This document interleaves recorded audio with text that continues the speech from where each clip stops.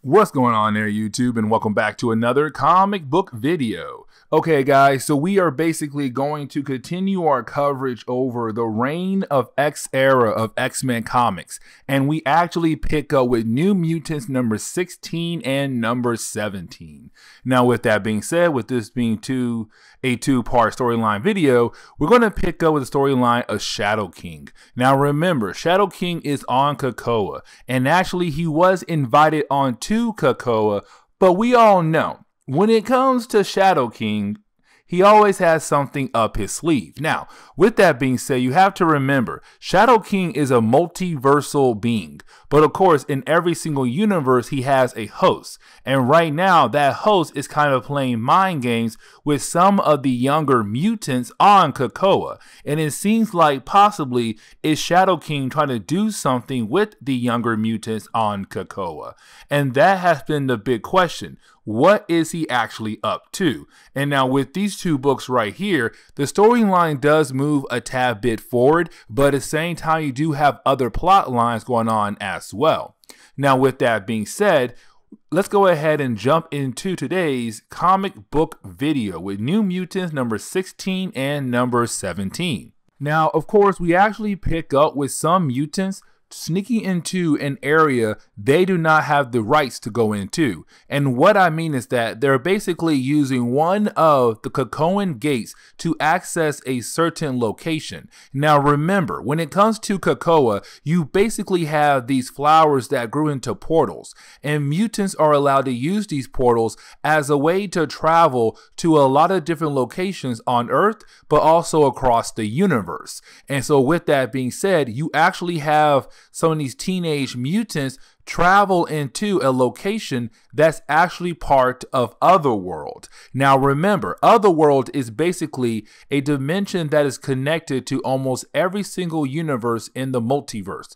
On top of that, is also connected to almost every single dimension in the multiverse as well. Now with that being said, of course, you have these teenagers go to Otherworld, but they go to Avalon. And remember, Avalon is an area in Otherworld that's a kingdom that is basically being ruled by one particular person. And that person is Jamie Braddock, the brother of Brian and Bessie Braddock. And of course, it seems like he's not very happy about the idea of some teenagers coming into his area.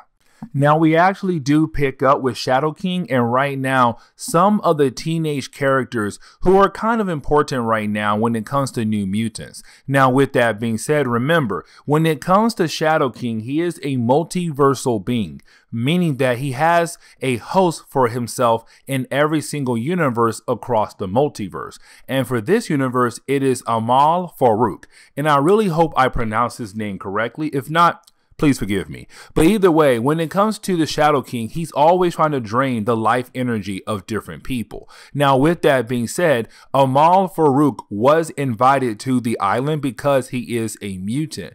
But right now, we actually pick up with the plot line we left off with in our last video. Because in our last video, when it came to Cosmar, she wanted to kill herself. Now, she wanted to die actually in the Crucible. Now, remember, the Crucible is kind of like a way for you to be killed in an honorable way. Because if you were depowered thanks to House of M, but you were still invited to COPPA, you are basically killed in the Crucible, but you're brought back to life by the Five. Because remember, the Five is a group of mutants who are able to make you a new clone body. And when they do that, they download your memories into that new clone body. But of course, you have to be dead before that new clone body is actually made. And so with that being said, a lot of mutants were depowered thanks to the House of M event, where basically the Scarlet Witch took away a lot of people's powers. Now, most of those peoples got their powers back, but some did not. And so with that being said, you have some mutants being killed in the Crucible as a way to come back, power back up in a brand new body. Now, when it came to Cosmere, she wanted to die for a completely different reason, because she was not depowered, because her powers only manifested in the earlier books of this run. And with that, when her powers manifested, of course, it did change her facial appearance. And so this is her asking to be killed in the Crucible so that when she gets her new body, she looks like her old self. But of course, she keeps her powers without her powers altering her face. But she was denied, because the Crucible was not made for that. The Crucible was made for mutants who were depowered. Now, of course, you do have Amal Farouk, the Shadow King, say, listen, how about this? You all go to sleep and I will use my powers as a way to show you what could possibly happen to your powers if they got a little boost. And so all these teenage mutants go to sleep. And of course, with them being asleep, you have Amal Farouk use his psychic abilities as a way to kind of show these young teenage mutants what would happen to their powers if their powers got a tad bit boost in them. Now, of course, most of these characters, their extra boost of power is not that important at all, but that is the moment their bodies begin to feel a lot of pain, which of course seems like possibly Shadow King was doing this as a way to kill them off, to drain their life energy. Now, with that being said, though, they all do wake up, but you do have Gabby, aka Scout, but I like her old name better, which was Honey Badger. And remember, Honey Badger was actually the clone of X-23, the second Wolverine. But with that being said, though, she's the one to realize that basically the Shadow King was going to kill them by doing whatever he was doing with their bodies when they were asleep. Because at first, it was basically a normal thing to show them what would happen to their powers if they got a little power boost. But then it changed into their bodies beginning to hurt and slowly dying off. And so, of course, she does walk away. But as she's walking away, she tells everyone it's not okay to be killed. Even though you have a chance to be brought back to life, it's still not okay to be killed at all. Now, we actually do pick up with Magic. Now, remember, in our last video, Magic was told that basically there were some young mutants who were picking on some other younger mutants by being bullies. And so, of course, we do pick up with Magic right now, going after those mutants who were basically being bullies. Now, with that being said, you do have Magic just go over there, and she does begin the process of actually beating down on these bullies who are beating down on younger kids, which honestly is a good thing for her character, because kind of like, no, as a teacher, as an adult, you should not allow any kind of bullying happening in front of you or nearby you at all.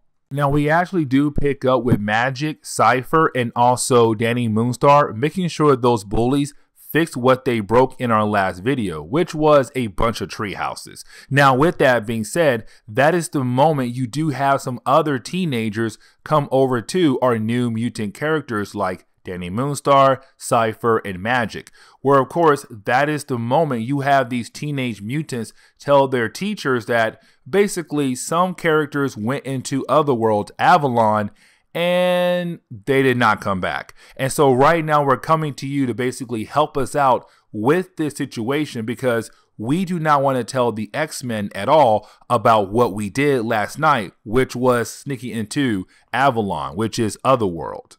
Now, as Danny Moonstar is getting ready to go into Otherworld, that's the moment you have Karma wanting to tag along. Now, remember, the reason why Karma wants to tag along and actually go into Otherworld is kind of built off what happened in the X of Swords event. And what I mean is that back in the X of Swords event, basically you had this moment where the X-Men, the New Mutants, X-Factor, X-Force, they all fought together against the forces of Arakko. Now, when they all came back from Arakko, when they came to Karma, she began to have these flashes. And with these flashes, she sees somebody in these memories, and she has no idea who that person is. And of course, it only started after she left Otherworld. And so right now she wants to tag along with Danny Moonstar to go to Otherworld that could possibly help her figure out who in the world is she seeing in these flashbacks. Now, we actually do pick up with Wolfsbane. Now remember, the Wolfbane plotline right now is that she's trying to find her son. She had a son a while back ago, and of course her son is half mutant, half god. And honestly, I could sit down and explain all that to you guys right now, but that will be for a different video. But with that being said right now, Wolfbane actually went to X Factor to hopefully figure out what happened to her son. Because when it comes to X Factor, usually they're the ones who goes and investigate what happens to dead bodies or to see how that person was killed off. Now, with that being said though, X Factor was looking into her case about her son. But that is the moment you have Prodigy and iBoy, think his name is iBoy, come to Wolfbane and say, listen, we basically did look into your case and what we found is kind of weird because thing is, your son is alive. Apparently he was alive and been alive for about 3 days. So we can no longer actually do anything about that because with X Factor, we only investigate dead bodies. But if this person is right now alive and well, then that person wants to be left alone. Now, of course, for Wolfbane, she's kind of like, no, this is my son. He's probably lonely and scared and he needs his mother. But of course, it's X Factor saying we can't do much because our job is to only basically investigate dead bodies. And Cerebro tells us that he is alive. He's active. He's just out there in the world right now, not wanting to be found by you. Now that is the moment we actually do pick up with Danny Moonstar and Karma. And right now you have Danny Moonstar and Karma. I cannot believe I said Karma basically right now questioning Jamie Braddock. Because remember, that group of teenagers went to Otherworld. They went to Avalon, which is a part of Otherworld, and they were caught by Jamie. Now, 2 of them came back, 1 did not. And the one that's missing is the reason why Karma and Danny Moonstar are here. They're trying to find the missing teenage mutant. The problem is, though, you have Jamie tell Danny Moonstar and Karma that particular mutant disappeared long ago. That basically he began to walk and wander around Otherworld in one certain direction. And so of course it's basically Jamie saying, if you want to find your missing teenage mutant, you're gonna have to find him yourself. All I can do for you is point in one direction and tell you that he went that direction. And so basically you have Danny Moonstar and Karma start beginning to go that direction. Now here's the problem though. As they're traveling towards that direction, well of course they do run into a white rabbit. And that white rabbit actually takes them to a particular kingdom, which of course is Danny Moonstar and Karma hoping that this white rabbit is going to lead them to their missing teenage mutant. Except it doesn't. The rabbit leads them to the Holy Republic of Fae. And this is huge because right now, the Holy Republic of Fae does not like mutants at all. And matter of fact, Danny Moonstar and Karma were actually captured and now being held hostage by this group of characters in Otherworld. Now, when we get into the next chapter of New Mutants, we actually do pick up with the Shadow King right now paying a visit to Wolfbane because he was able to detect that she's going through a lot right now, which of course we all know she's trying to find her missing son and she cannot find her missing son. And so with that being said, right now she's just kind of going through it.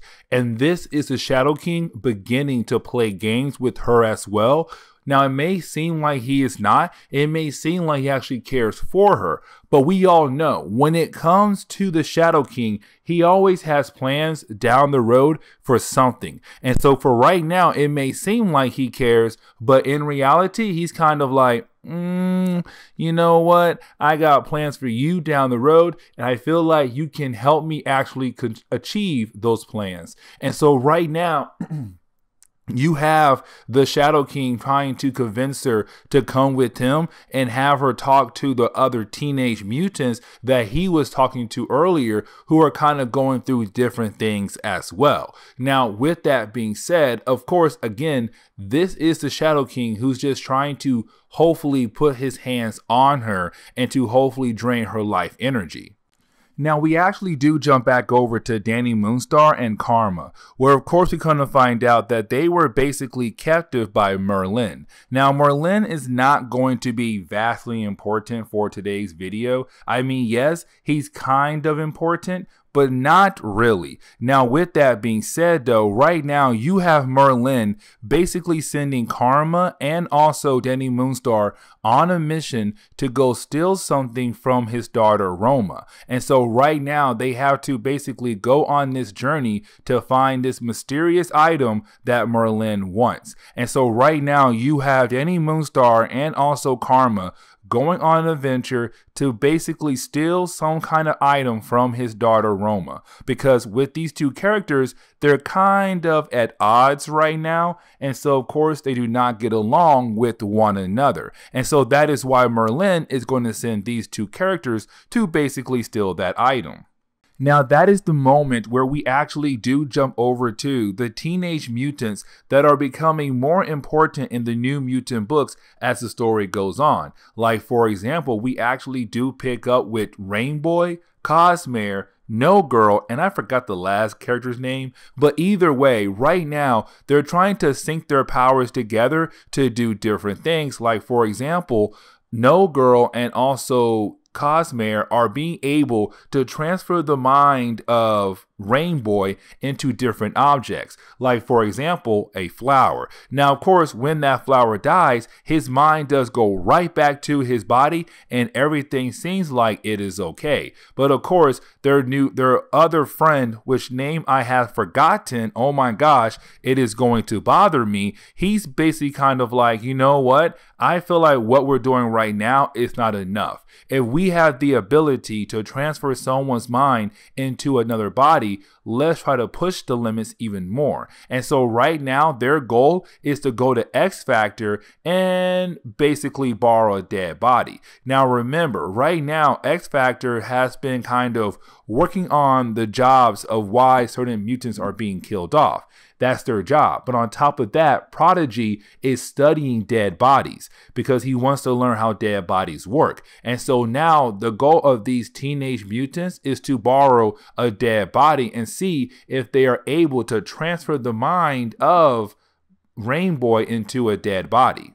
Now that is the moment where we actually do jump back over to Danny Moonstar and also Karma, because remember, they were basically sent on a mission by Merlin to steal a certain item from Lady Roma, the daughter of Merlin, because right now those two characters are kind of at odds. Now of course when they do find the item in the kingdom of Lady Roma and when they are about to take that item away, well, that is the moment where they are confronted by Lady Roma, where of course you do have Lady Roma say, listen, I know why you're here for. My dad sent you here, and my dad is basically sending you here because he wants you to basically steal this item, which is crazy because the item he wants you to steal is basically worthless.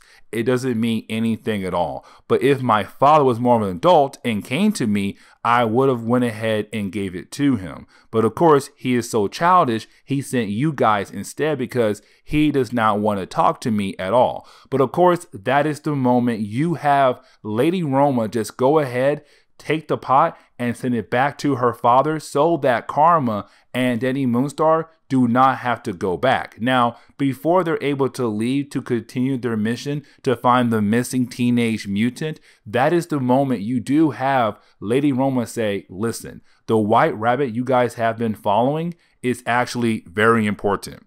And what she means is that there is possibly somebody else whose body was changed into the white rabbit, which basically means that white rabbit could be someone special to you because that form right now is not their actual form, but they're going to stick around until you're able to unlock their true form.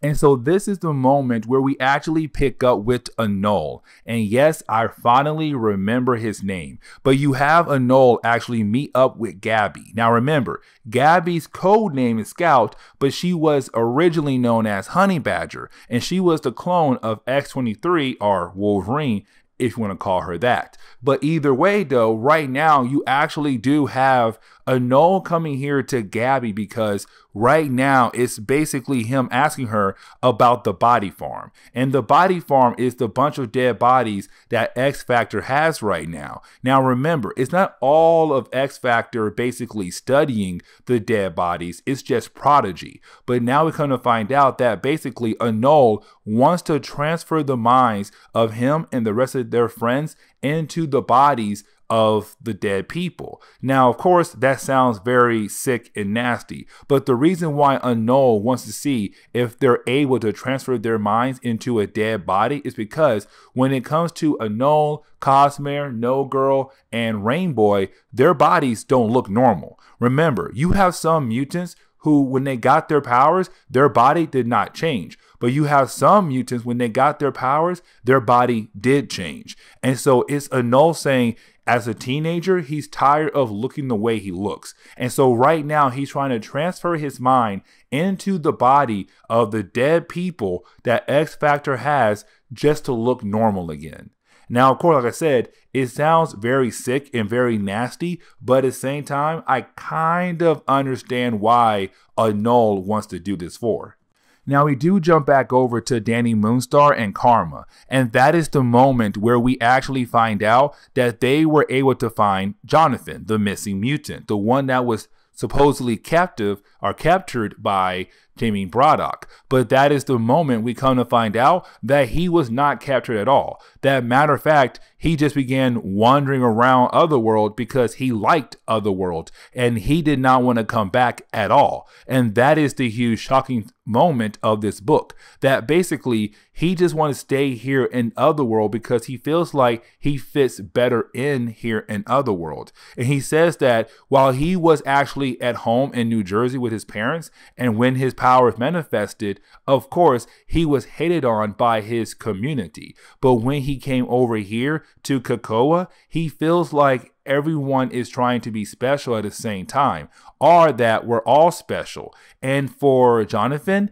he does not want to be special at all. And so that's why he came to Otherworld, because to him here, he's not special. He's just another creature in a world full of creatures. And so that is why he wants to stay here in Otherworld, because he feels like it'll be a better fit for him in the way he wants to live. And so this is kind of a downfall for this book, but you do have Dani Moonstar and Karma take his wishes of staying here and they go back home. Now, to close on this book, that is the moment where we actually do pick up with Dani Moonstar and Karma. Now, right now, you have Karma basically telling us that now she knows why there was a white rabbit following her and Dani Moonstar around in Otherworld. Because remember what Lady Roma say, that white rabbit is just representing somebody else who's technically trapped somewhere or trapped in a different form. And so that is the moment you have Karma realize, oh my gosh, the white rabbit is basically representing my twin brother. And of course, that is the moment where we are reminded about the twin brother of Karma, Tran. Now, her brother has been quote unquote dead for a very long time in Marvel Comics. And when I say dead, I really mean that because if I remember correctly, he has the same powers as Karma does, where he's kind of able to take over people's bodies. Now, with that being said, what Karma did was she was able to absorb the life essence of her brother. And technically, he was kind of quote unquote dead because he always been trapped inside her body. But this is her realizing that she now remembers who this character is. It's basically her twin brother. And so now she realized she wants to bring her twin brother back to life. And she can do that. But of course, if she does that, she has to find a way to release his life essence from her body, which could possibly mean she needs the crucible. She needs to be killed off. And this is where we are going to end today's comic book video. So please leave me a like down below and subscribe. Also, if you have any suggestions on books I should read, well, please let me know in the comments below, because you never know, your suggestion could be a future video down the road. But guys, I'll see y'all next time. Later.